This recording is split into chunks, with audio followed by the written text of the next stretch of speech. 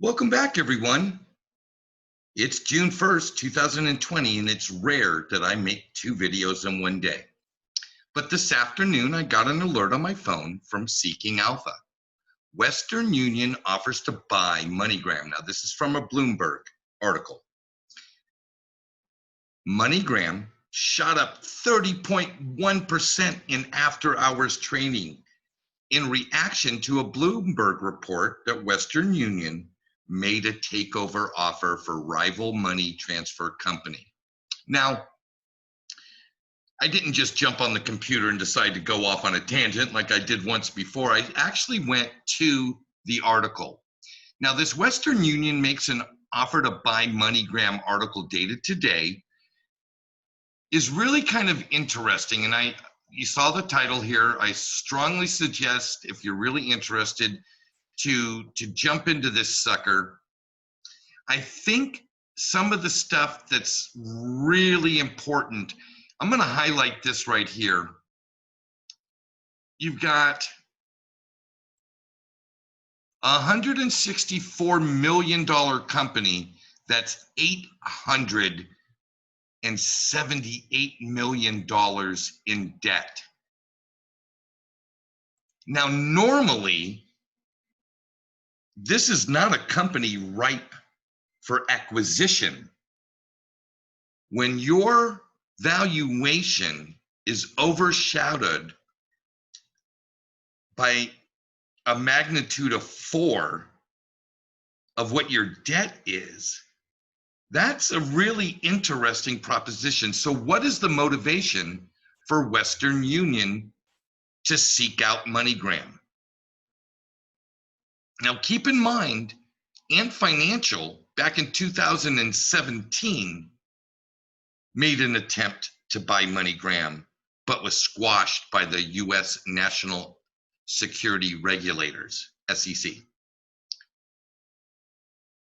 I find this extremely compelling.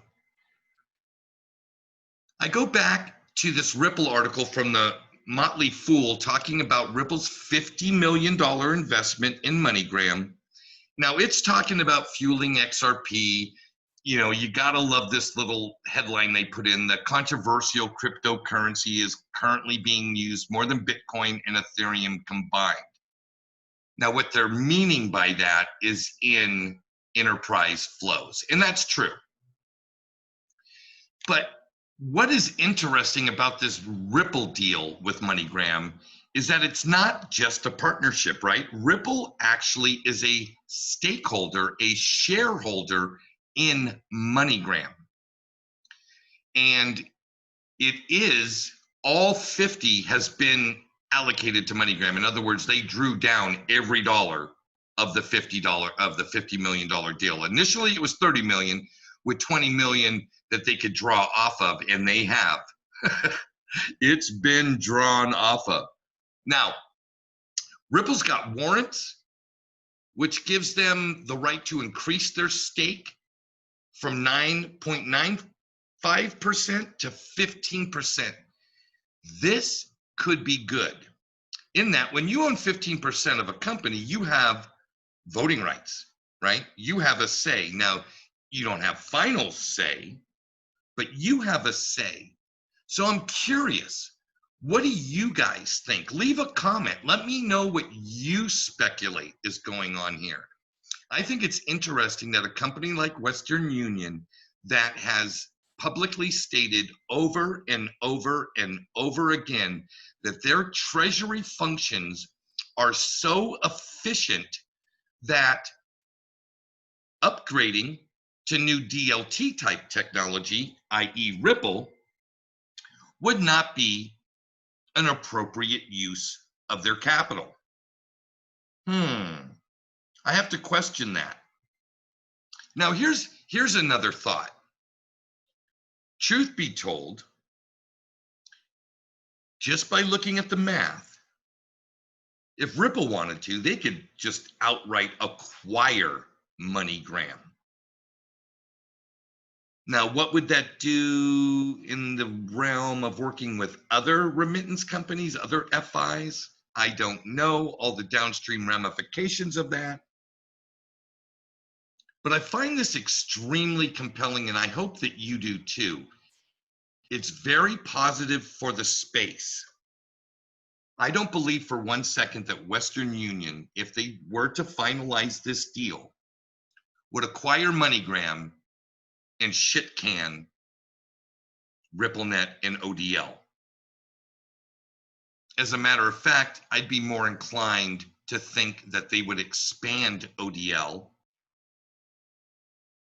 because it adds margin, it adds profit margin, even if they don't increase market share. We all know companies are scrambling for larger margins, more profitability. It's going to be interesting to see how this shakes out over the next week, 2 weeks, 3 weeks. Look for more news on this topic because it definitely affects our particular investment in one way or another, whether indirectly or directly. Whether this is correlation and we're drawing dots, or it's actually causation in the increased corridors for ODL.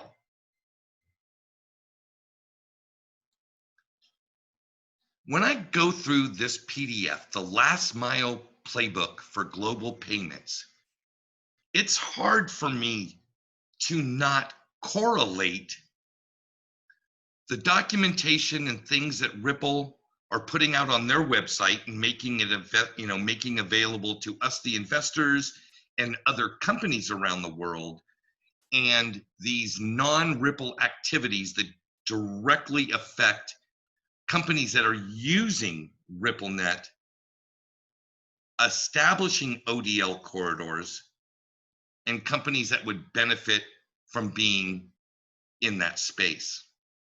Wow, folks, exciting times, exciting times. Please, if you haven't subscribed to the channel, subscribe. I've got a bunch of other great content. I've got a Beyond Moon series, which I hope you'll check out. It's about wealth management. I hope you'll check out the interviews that I'll be posting. Leave a comment. Let me know what you think here. This is just, I can't say it enough. It's friggin' compelling. And I'm looking forward to seeing how this story plays out. Well, from Costa Rica, folks, until next time, Pura Vida.